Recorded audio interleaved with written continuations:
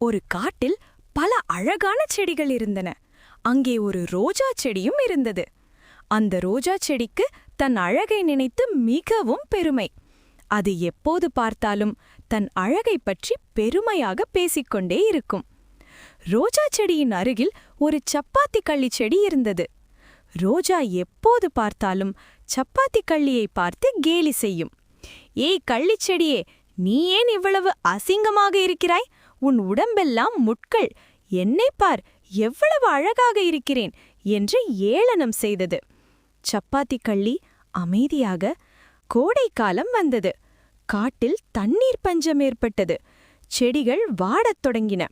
அந்த அழகான ரோஜா செடியும் வாடிப்போய் அதன் இதழிகள் காய்ந்து போயின. அப்போது ரோஜா ஒரு ஆச்சரியமான காட்சியைக் கண்டது.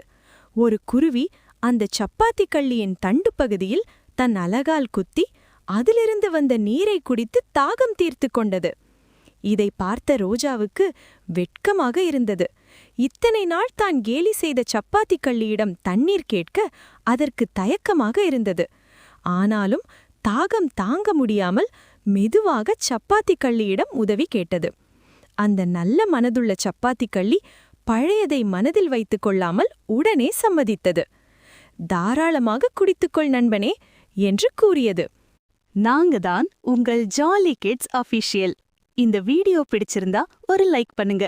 கீழே இருக்கிற ரெட் கலர் சப்ஸ்கிரைப் பட்டன் ஒரு சின்ன கிளிக் பண்ணுங்க.